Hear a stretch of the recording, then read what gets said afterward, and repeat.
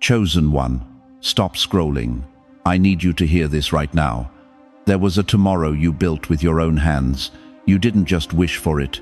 You prayed it into existence. You sacrificed for it. You held it close at 2 a.m. when everything else felt uncertain. And that tomorrow was the one thing keeping you standing. Maybe it had a date attached to it. A retirement that was supposed to look different. A marriage that was supposed to survive. A ministry that was supposed to bloom. A bank account that was supposed to finally breathe. A diagnosis that was supposed to turn around. A family picture that was supposed to stay whole. You didn't just have a plan, chosen one. You had a version of tomorrow that had an address, and then it vanished.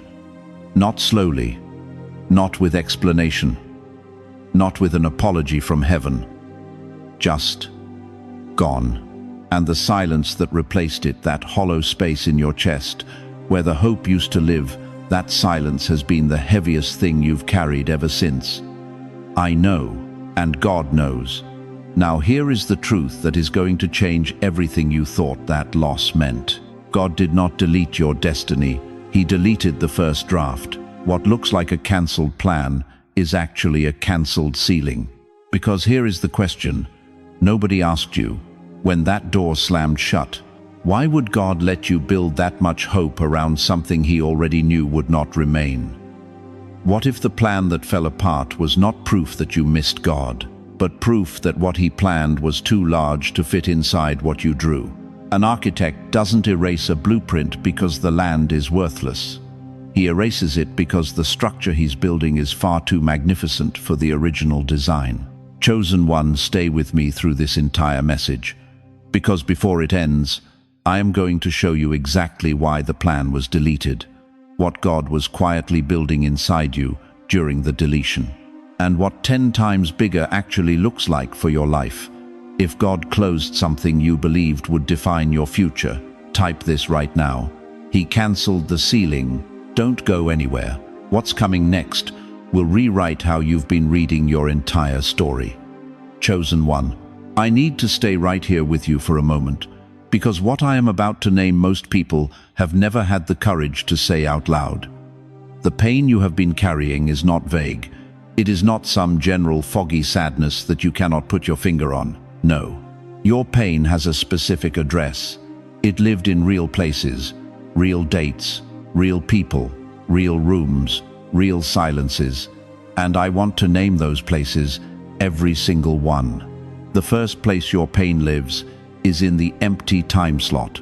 There was a date on your calendar, a season, a milestone that was supposed to arrive and change everything. Maybe it was the year you were finally supposed to breathe again financially. Maybe it was the anniversary of a marriage that didn't survive to see it. Maybe it was the birthday of a grandchild in a family that fractured before that child ever knew you the way you dreamed. That date came, and it passed, and the world kept moving like nothing happened. But you felt it, like a calendar page still glowing in a dark room long after everyone else went to sleep. The second place your pain lives is inside your prayers. There was a time when you prayed with direction. You knew exactly what you were asking for. You could feel the shape of the answer forming under your hands like clay. But somewhere in the last season, the prayers changed. They got quieter, vaguer, like a letter you keep starting and never finish because you are no longer sure who you are writing to. You are not less faithful, chosen one. Your prayers didn't lose power, they lost their address. And Psalm 34:18 says this, "The Lord is close to the brokenhearted, not the triumphant, not the certain, the brokenhearted," which means God has never been closer to you than he is right now, in the middle of the prayer you cannot even finish. The third place your pain lives is in the faces that are no longer there. Some of you lost a spouse, and with that loss, you lost the whole future. You had built together the retirement, the grandchildren's graduations, the Sunday mornings, the kitchen table conversations that were supposed to last decades longer than they did. You packed a suitcase for a trip the two of you were supposed to take together, and you are still holding it. Some of you have a child who walked away, not from this world, but from you. And that particular grief has no clean name, because they are alive. But the relationship you raised them for, the holidays, the phone calls, the family picture you kept believing would one day be whole, that version is gone, and you are grieving someone who is still breathing. And nobody around you fully understands how heavy that is. A table set for guests who never came. That is what a prodigal child feels like at 70 years old. The fourth place your pain lives is in the version of yourself that got left behind. You were becoming someone. You were walking differently, holding yourself with a quiet confidence that matched the future you could see. And then the future shifted. And that version of you, the one that was preparing, that was growing into something, suddenly had nowhere to land. You are not confused, chosen one. You are displaced. There is a profound difference. A house frame with no walls is not a failure. It is an unfinished structure. And unfinished is not the same as abandoned. The fifth place is the one that cuts the deepest. It is the silence after the deadline passed.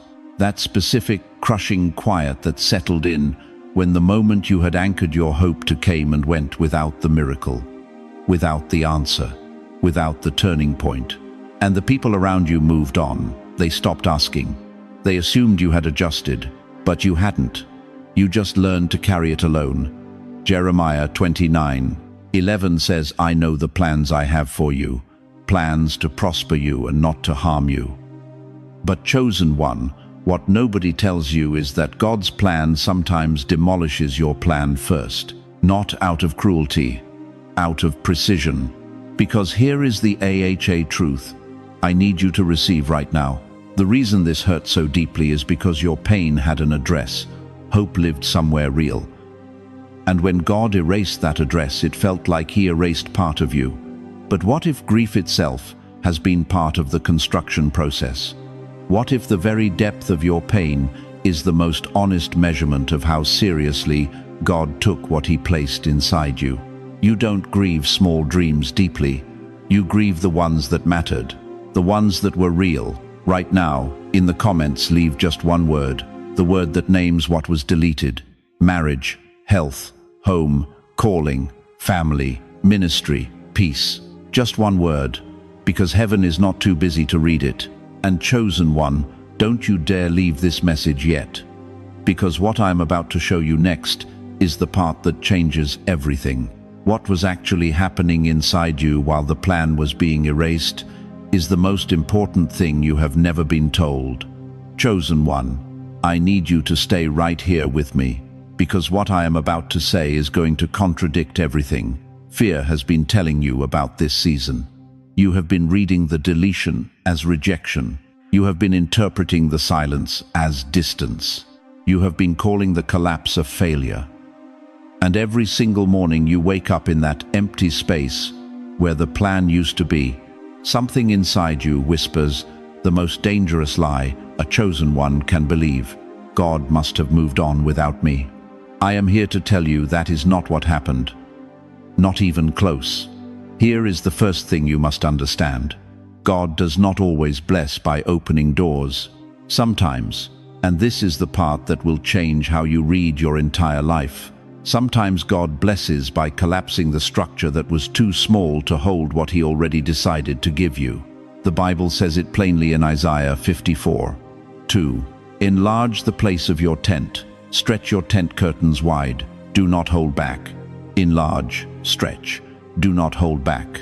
God was not describing addition. He was describing demolition before expansion. You cannot stretch a tent that is already staked down and loaded with old furniture. Something has to be cleared first. That clearing, chosen one. That is what happened to you. Now let me ask you something. Nobody has had the courage to ask you directly. What if God looked at the plan you built, the one you prayed over, the one you sacrificed for, the one you believed with everything in you, and He did not find your effort lacking? What if He found the structure too small? Not your faith, not your worthiness, not your calling. The structure, the foundation was drawn too shallow, the ceilings were set too low. The dimensions were built for a smaller version of the life you were actually created to carry. beautiful design, genuine intention, completely inadequate for the actual assignment. An architect does not erase a blueprint because the land is worthless. He erases it because what belongs on that land is so much larger that building on the old design would be a tragedy. He does not apologize for the erasing.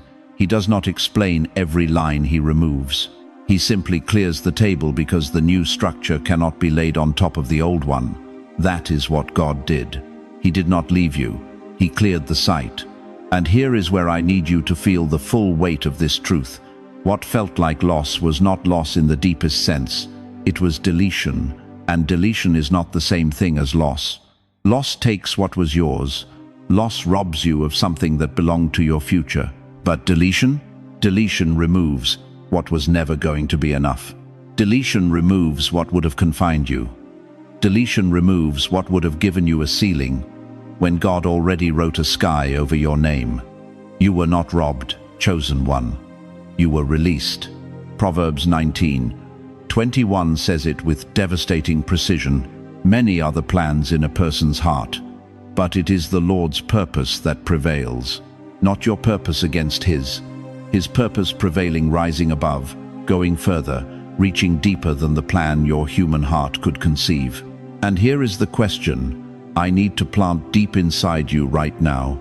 If God erased the old draft, what has He been laying under the ground that you cannot yet see? Because here is what chosen ones always miss when they are standing in the rubble. They are so focused on what was removed from the surface that they cannot feel what is being constructed underneath. The foundation of a skyscraper goes down before it ever goes up. The deeper the assignment, the longer the underground work takes. And while it is happening, from the surface it looks like nothing. It looks like dirt. It looks like delay. It looks like God forgot the address.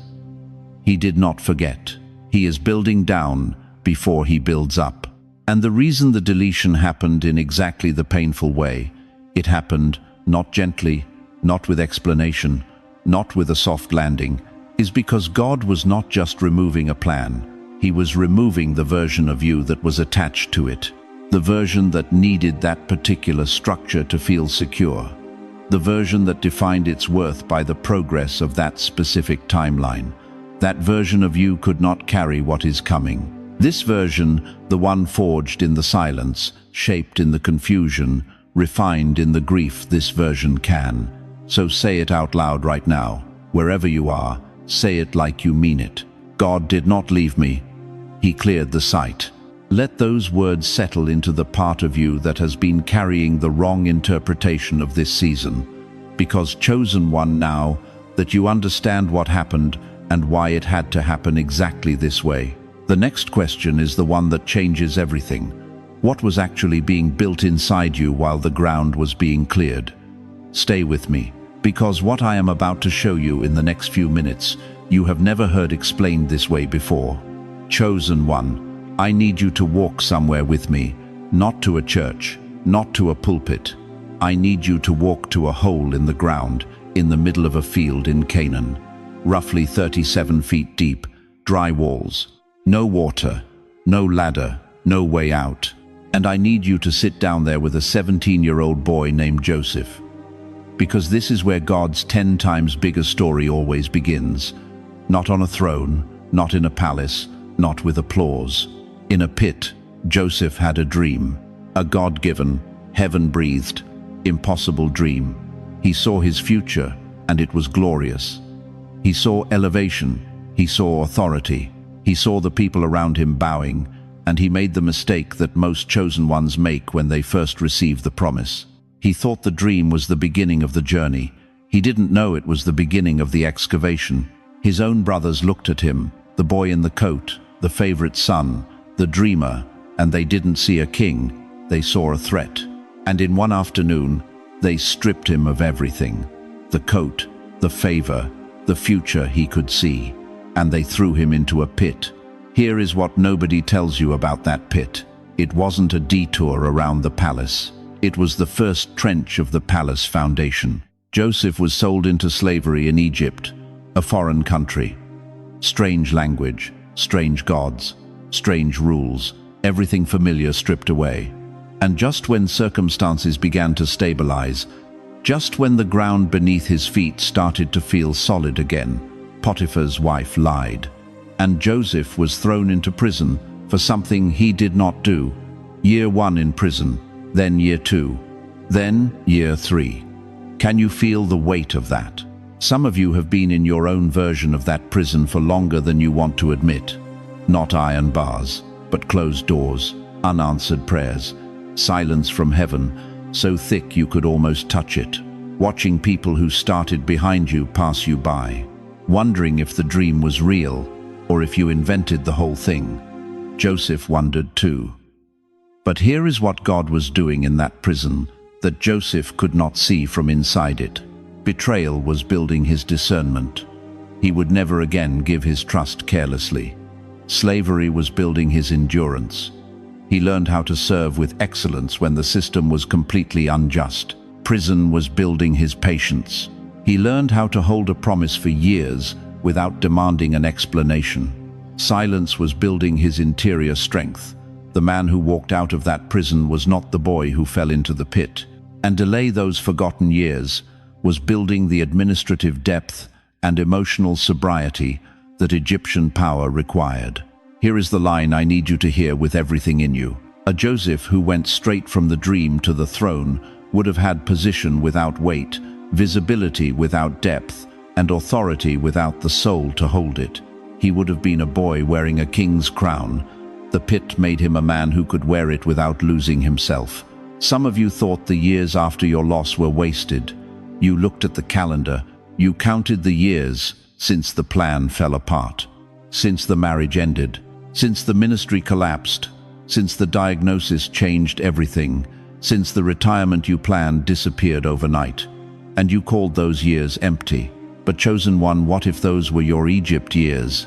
What if the version of you that the next chapter requires could only be built in a closed space? What if the silence wasn't God forgetting you, but God curing a spiritual shallowness in you that the palace could not afford? Because here is what the palace demands that the pit produces. It demands a person who has been trusted with nothing and remained faithful. It demands a person who has been falsely accused and didn't become bitter. It demands a person who has been forgotten by men and learned to be remembered by God alone. The palace capacity was not granted to Joseph on the day of his promotion. It was carved into him year by year, in the dark, in the closed room, in the silence. God does not waste a single prison year in a chosen one's life. Not one. Every closed door was a classroom. Every silent season was a surgery. Every year that looked like delay was a year God was adding depth that the next chapter could not function without. So before you call your lost years empty, I need you to ask yourself one honest question. What did those years build in you that nothing else could have?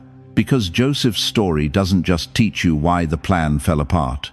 It teaches you that God was building something inside the falling apart that the plan itself could never have produced. Joseph shows you why the deletion was necessary. But there is another man, a shepherd, a warrior, a poet. A man after God's own heart who spent years being shaped in the hidden places, anointed for a throne he could not yet sit on. And what God did in David's hidden years will show you exactly what he has been shaping in yours. Stay with me, because David's story is about to change how you see every single season you called invisible. Chosen one, I need to ask you something, and I need you to answer it honestly, not out loud, but deep inside, where nobody else can hear you. Rirani Selt. Have you ever felt anointed, but invisible? Have you ever carried something inside you, a calling, a knowing, a God-given sense that you were built for more, and watched the years pass by while nothing around you reflected what you felt inside? Have you ever been told by God that you were chosen, and then been sent right back to the field?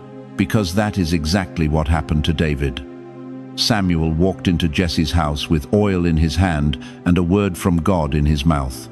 He looked at 7 sons, tall, strong, impressive by every human measurement, and God rejected every single one.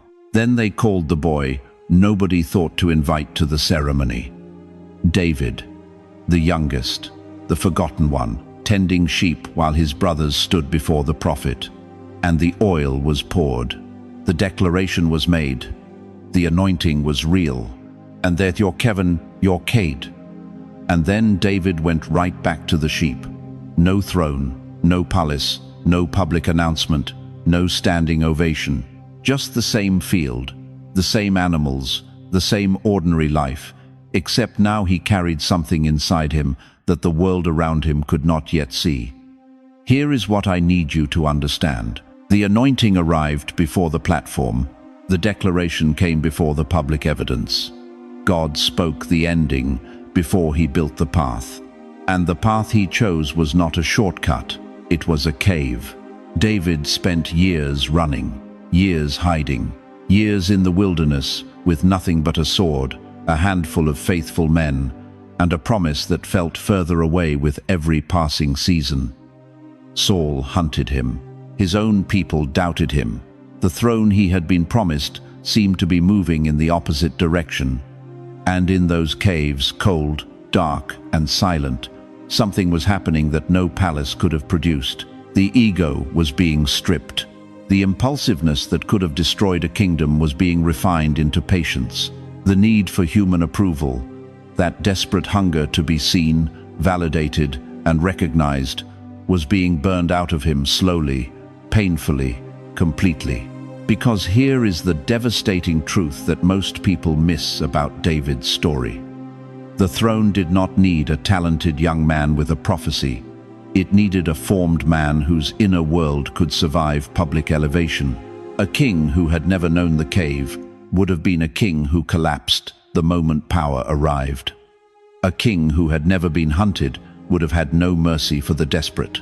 A king who had never sat in darkness would have had no wisdom for the people crying out from their own. The cave was not punishment. The cave was not proof the prophecy failed. The cave was the furnace where the king was made. Now, chosen one, I need to say something directly to you. And I need you to really hear it. Some of you watching this right now are in your 60s, your 70s, maybe beyond. And the enemy has been whispering to you quietly, persistently, cruelly that your time has passed, that the window closed, that the people around you have moved on, that your own family sees you as finished, that God must have chosen someone younger, someone more visible, someone without your history of delays and detours. That whisper is a lie. And it is not just a lie, it is a strategic lie. Because the enemy does not whisper loudest at people whose time has passed. He whispers loudest at people whose moment is closest. David was not disqualified by his years in the wilderness. He was deepened by them. Every scar added wisdom.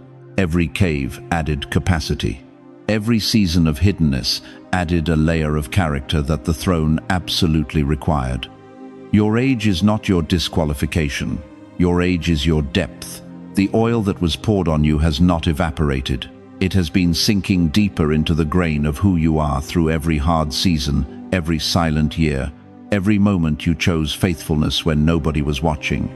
Hidden oil does not disappear. It saturates. And when the time comes, and chosen one, the time is coming, what rises from you will not smell like a beginner finding their footing. It will smell like a king who has already survived everything that was meant to stop him. There is royal language buried beneath the dust of your delay. There is a crown that heaven has been protecting from premature exposure, not because you are unworthy of it, but because what you are about to carry is too significant to be placed on a head that has not yet been fully formed. God has been protecting your future from arriving before you were ready to hold it, without dropping it. So, let me ask you the question that leads us into what comes next. How do you know with certainty whether what you are living through right now is divine formation or just disappointment wearing a spiritual name? How do you discern the difference between a season that is building you and a season that is simply burying you? That answer changes everything, and it is exactly where we are going next. If you have ever felt hidden, overlooked, or delayed, type this right now. The cave was not the end. So now you know the deletion was real. But here is the question that has been sitting underneath everything else, the one you have not been able to fully answer on your own. Am I losing my mind? Or am I in transition? Chosen one, I want to give you something right now that most people never receive in this season. Not just comfort, not just encouragement. I want to give you clarity, because there is a difference between a life falling apart and a life being reconstructed from the foundation up. And if you cannot tell the difference, you will spend the most important season of your life grieving what was actually preparation. So, let me walk you through the markers, 6 of them, and as I name them, I want you to notice how many of them have already been living quietly inside your own story. Marker 1. Certain relationships quietly detached, not always through conflict, not always through a dramatic falling out. Sometimes it happened with a slow silence, a distance that grew without anyone declaring it. People who were woven into the old plan simply stopped fitting. And as much as part of you grieved their absence, another part of you noticed something unsettling. It felt almost inevitable, like those connections belonged to a chapter that had already closed, even before you were ready to admit the chapter was over. Proverbs 13:20 says it plainly. Walk with the wise and become wise. God does not just redirect your path, He redirects your circle. Because the people connected to a smaller version of you cannot always enter the larger one. Marker 2. Your negative clarity increased. You may not yet know what is coming, but you know with a sharpness that surprises even you what no longer fits, what drains you, what misaligns you, what you will never go back to. That is not confusion, chosen one. That is discernment being refined. The shape of what you are not is always the outline of what you are becoming. God shows you what to release before He shows you what to receive. Marker 3. What looked like regression was actually correction. Doors that reclosed, conversations that returned to the beginning, plans that had to be restarted, ground that felt like it was being lost. And you stood there asking, why is everything going backward? But here is the truth: a demolition site looks nothing like a construction site in the early days. What appears to be destruction is often foundation work. You cannot lay a deeper foundation without first removing what was built too shallow. Jeremiah 1:10. To uproot and tear down, to destroy and overthrow, to build and to plant. The tearing comes before the building, always. Marker 4. Your fear has shifted. Think about what terrified you 2 years ago, the thing you were absolutely certain you could not survive losing. Now ask yourself honestly, does it still hold the same power over you? For many of you, the answer is no. And that shift is not indifference. That is not numbness. That is your soul reorienting towards something larger than what those things represented. Fear is a compass. And when what you fear begins to change, it means what you are being drawn toward has already changed too. Marker 5. A quiet knowing survived. Underneath the grief, underneath the confusion, underneath every unanswered prayer and every silent mourning, there has been something that refused to panic completely. Not hype, not false positivity. Something quieter and deeper than both. A part of you that has been waiting not with resignation, but with a patience you yourself cannot fully explain. That knowing is not wishful thinking. Romans 8:26 says, the Spirit intercedes for us when we do not have the words. That quiet place inside you is not emptiness. It is heaven holding you still while the architecture is being drawn. Marker 6. The old identity feels too small, but the new one is not yet visible. And this is the most painful marker of all. You are no longer who you were, but you are not yet fully who you are becoming. And that in-between space, that gap between the person the old plan required and the person the new chapter is building, feels disorienting in a way that is almost impossible to describe to someone who has not lived it. Like wearing a coat that no longer fits. Like standing in a room that used to be yours, and realizing the furniture belongs to someone else's story. This is not a breakdown, chosen one. This is renovation. And here is the word I need you to receive right now, the one that reframes every single marker I just named.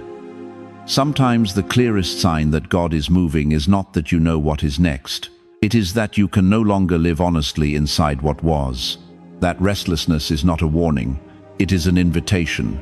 Whisper it right now, or type it in the comments below.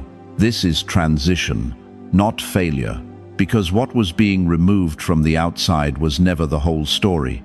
Something else was happening, something deeper, something that will explain why the deletion was not just necessary, it was the most precise thing God has ever done in your life. And that is exactly where we are going next.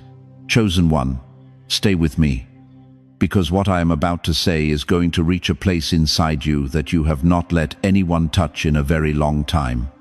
The plan that fell apart, that was not the real loss. The real loss was the version of yourself you had built around it. And that is the part nobody talks about. Everyone sees the closed door. Nobody sees what gets dismantled on the inside when the door slams shut. Let me name it for you. There was a version of you that needed certain people's approval to feel like you were on the right track. A version that measured your worth by visible progress, by whether the numbers were moving, whether people were noticing, whether the plan was producing something you could point to and say, "See, I am not behind." There was a version of you that believed security lived inside predictability. That if you could just keep the plan stable, keep the relationships intact, keep the timeline moving, then you would be safe. And there was a version of you, and this is the one that cuts deepest, that had learned to shrink, to make yourself smaller, to fit inside a chapter that was never actually written for your full size. You called it humility. God called it a wall that had to come down. Because here is what Proverbs 19:21 says, "Many are the plans in a person's heart, but it is the Lord's purpose that prevails." Not your plan, His purpose. And purpose does not renovate around you. Purpose renovates through you. Think about an old house, beautiful from the outside, full of history. But the walls inside, the ones that made the rooms feel familiar and safe, those walls were load-bearing lies. The belief that your value required an audience, the belief that your calling had an expiration date, the belief that because the first version of your future did not materialize, the best version had already passed you by. God did not just close a door in front of you. He dismantled the inner room that would have kept you too small for the door He actually intends to open. Now let me speak directly to you, because I know who is listening right now. You are not 25 years old wrestling with your first disappointment. You are carrying decades, decades of deferred hope, decades of quietly adjusting what you believed was still possible, decades of watching a version of retirement, a version of legacy, a version of what my life was supposed to mean by now, slowly dissolve without anyone around you fully understanding what that grief actually costs. And somewhere along the way, quietly, without making a scene about it, you started to wonder if the remaining years have to justify the ones that came before. Like your life now needs to make sense of everything that did not work out. Can I tell you something? That thought, that pressure to make the rest of your life explain. The first part that is not wisdom, that is the smaller version of yourself, still running its old program. Isaiah 43:18-19 says this, "Forget the former things. Do not dwell on the past. See, I am doing a new thing." God is not asking you to make sense of what was lost. He is asking you to make room for what is being built. And what is being built inside you right now, in the demolition, in the silence, in the season that looks like nothing is happening, is something that does not show up on a timeline. It is discernment that does not need to be loud to be lethal. It is authority that does not require applause to be real. It is faith that no longer needs daily evidence to stay standing. It is the capacity to carry weight, true weight, kingdom weight, without needing someone beside you to validate that the weight is real. That is not shrinking, chosen one. That is the seed finally refusing to remain a seed. John 12, 24. Unless a kernel of wheat falls to the ground and dies, it remains only a single seed. But if it dies, it produces many seeds. The deletion was not the death of your story, it was the death of the version of you that could only produce one seed. What is coming produces a harvest. And here is what I need you to understand before we go any further. 10 times bigger is not about money. It is not about fame. It is not about finally getting the recognition that was withheld. 10 times bigger is about the depth of what you are now capable of carrying, the scope of who you are now capable of reaching, the duration of what you are now capable of leaving behind you. The next chapter is not about proving you were right. It is about becoming able to carry what is finally right for you. If you feel God has been stripping a smaller self away, say this right now: I release the smaller version, because what He is about to place on your life was never designed to fit the person you used to be. And what that actually looks like, the full architecture of what 10 times bigger means for your specific life, that is exactly where we are going next. Stay with me, because what I am about to tell you is going to permanently change the way you read every closed door in your past. You have been carrying a word in your spirit, a promise, a knowing, something God whispered over your life that never fully died even when the plan around it did. And somewhere along the way, you made a mistake that millions of chosen ones make. You confused the package with the promise. You looked at the plan, the date, the relationship, the retirement, the ministry, and you said, that is it. That is what God meant. And when it fell apart, you assumed the promise fell with it. But chosen one, the promise was never the plan. The promise was always you. Now let me show you something that will reframe your entire life. There is an ancient Hebrew word, gadal. It appears in Scripture when God makes His most serious declarations over a person's future. Most people translate it simply as greatness. But that translation is too small. Gadal does not mean something is added to you from the outside. It means something already encoded inside. You finally has the conditions to emerge. Like a seed, the tree was never given to the seed. The tree was always in the seed. The seed did not need to become something it was not. It needed the right conditions for what it already was to finally break open. God did not delete your plan and then scramble to find you a replacement. He deleted the conditions that were keeping what He already placed inside you from fully emerging.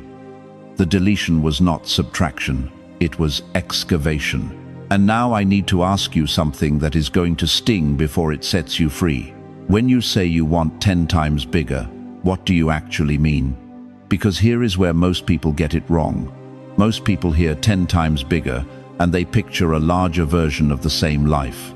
More money, a bigger house, a more visible platform, a prettier timeline with fewer interruptions.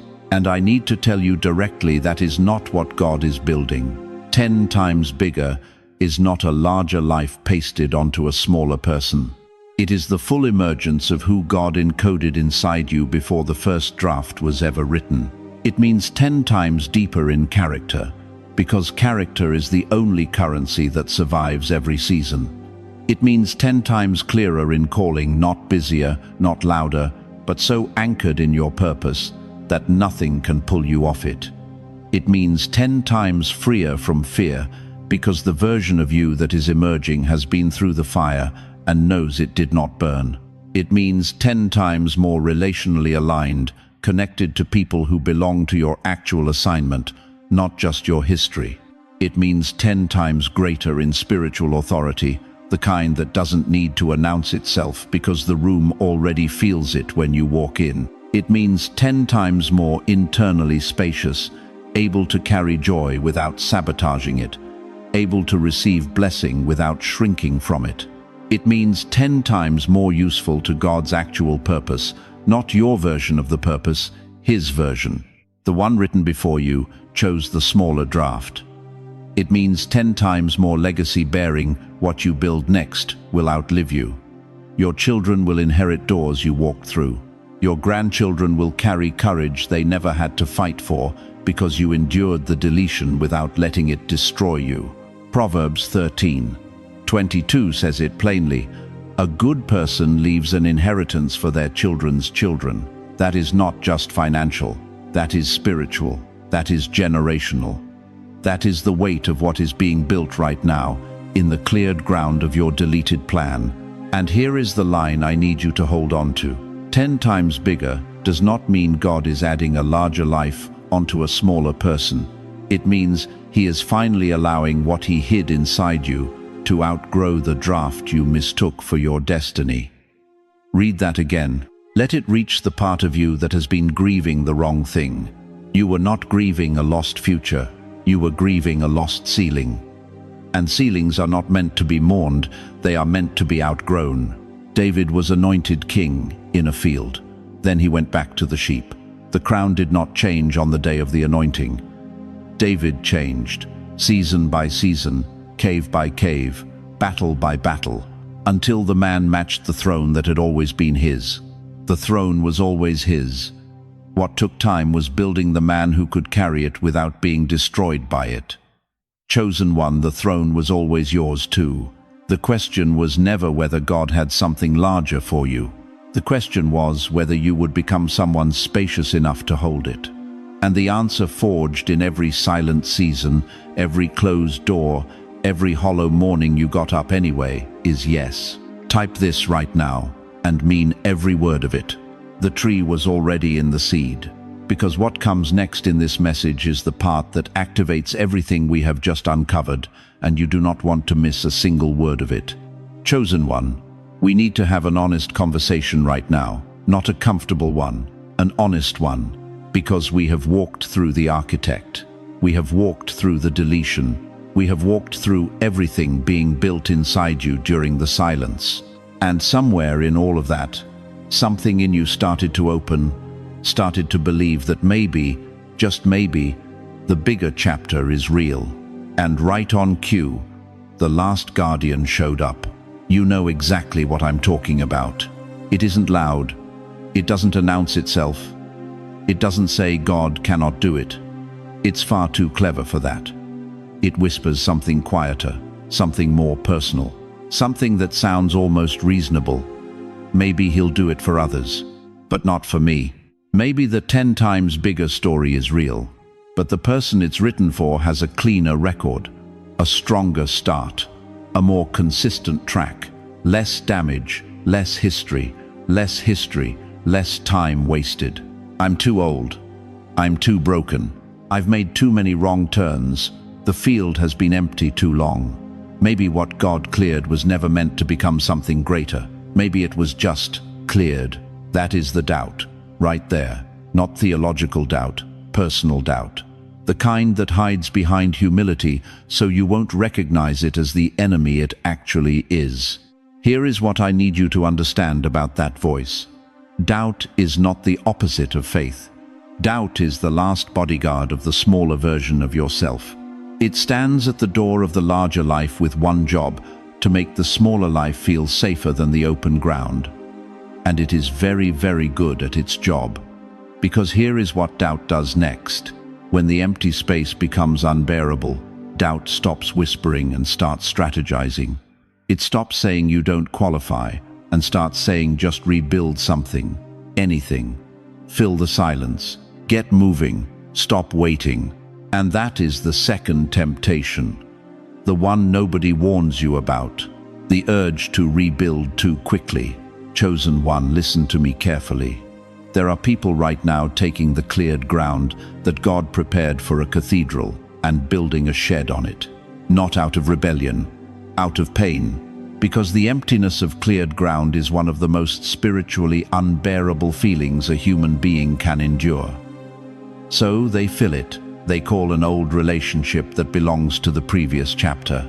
They reconstruct a version of the plan God specifically demolished. They plant weeds in holy ground just because the field feels too empty to stand in. And they call it wisdom, they call it being practical, they call it moving forward. But here is the truth that will either free you or confront you. Urgency to rebuild is often just fear dressed up in a work ethic. Ecclesiastes 3, 3 says there is a time to tear down and a time to build. God determines both. Not your discomfort, not your timeline, not the pressure of watching everyone else around you seem to be moving while you're standing in cleared ground. The scaffolding is not your home. The empty space is not your enemy. It is the most sacred real estate on earth right now, because God himself cleared it, and he does not clear ground without a reason. When God told Abraham to leave everything familiar, Abraham did not rebuild Ur in the wilderness. He walked into the unknown and let the unknown become the address of his inheritance. When God emptied Joseph's hands, completely stripped him of his coat, his freedom, his future, Joseph did not manufacture a replacement plan inside the prison. He waited, and in the waiting, he became the man the palace required. The empty space was not their punishment, it was their preparation. And now the most important thing I will say in this entire message. The thing I need you to hear with every part of yourself that is still listening. The greatest danger is not that God's bigger plan will fail. The greatest danger is that pain will tempt you to rebuild something smaller just to escape the emptiness. Because you can do it. You have the skills. You have the history. You know how to construct familiar structures from familiar materials. You could fill that cleared ground by next week, and it would look like progress to everyone watching. But you would know, deep down, in the place where God still speaks, you would know that you traded the cathedral for the shed, because the silence felt too long. Chosen one, do not do it. Do not settle for the shed. Do not fill holy ground with temporary furniture. Do not mistake the pain of waiting for a signal to stop waiting. The field is empty because something extraordinary is coming to grow in it. If you are ready, truly ready to stop reconstructing what God deliberately demolished, declare it right now. Type it, mean it. Let heaven hear it. I will not rebuild the smaller life. Because what comes next in this message is the part that answers the question you've been carrying the longest. Not just what God deleted, not just what he built during the silence, but exactly what 10 times bigger looks like when it finally arrives in your life. Stay with me. You are 30 seconds away from the word that changes everything. Chosen one. We have walked a long road together today. And before I release you into what comes next, I need you to stay with me for just a few more minutes. Because everything we have covered, every layer, every truth, every hard word, it was all building toward this single moment right here. So don't move yet. Let me remind you of what you now know. Your tomorrow was not lost. Your smaller blueprint was erased. There is a difference, and that difference is everything. Joseph didn't lose his destiny in that pit. He gained the capacity to carry it. David wasn't forgotten in those caves. He was being formed into the kind of king whose wisdom could only come from knowing what it felt like to have nothing. The deleted years didn't cancel the anointing. The deleted years created the man who could hold it without being destroyed by it. And that word Gadal, God making you great, it never meant addition from the outside. It meant the tree that was always inside the seed finally having the conditions to rise. The 10 times bigger version of your story was never somewhere out there waiting to be handed to you. It was already encoded inside you before the smaller plan was ever conceived. God didn't erase your tomorrow because he was against you. He erased the original plan because what he has for you is so much larger that the old design would have turned your destiny into a ceiling. Read that again. Let it land. Now I want to speak directly to someone. Maybe you are 72 years old and you are sitting in a house that is quieter than it used to be. The career is behind you. The children are grown. And somewhere in the last few years, the version of retirement, you planned the one that looked like peace and purpose and maybe a little joy. That version quietly fell apart. And you have been wondering in the stillness whether God still has anything written for this chapter. Maybe you are a widow, and the future you built was built for two, and now you are holding a blueprint that has a name on it that is no longer here. And the grief of that is not just emotional, it is architectural. Because your entire tomorrow was designed around a presence that is gone. Maybe you are a parent whose family didn't turn out the way you prayed. a child who walked away, a relationship that fractured, a picture you held for decades that never quite became real. Maybe you are a believer who gave everything to a ministry, a calling, a church, and watched it dissolve without explanation. And you have been carrying a quiet shame about it ever since, as though the collapse was evidence that God changed his mind about you. I am speaking to all of you right now. You are not standing in ruins. You are standing on cleared ground, and cleared ground is not empty ground, not to heaven. To heaven, cleared ground is the most sacred kind of real estate that exists.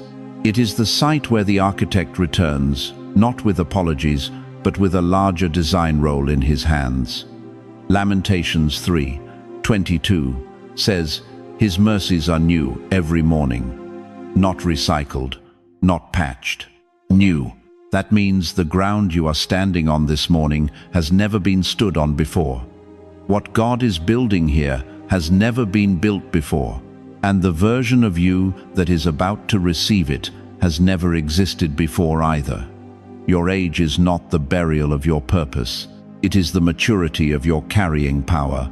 You are not behind. You are being built to hold what earlier versions of you could never have survived. The life that died was not the final story. It was the first draft. God is not trying to give you back the smaller thing with prettier packaging. He is not offering you a consolation prize wrapped in spiritual language. He is after a larger story, a truer self, a holier inheritance, one that could only be drawn on cleared ground, one that could only be received by someone who has been through exactly what you have been through.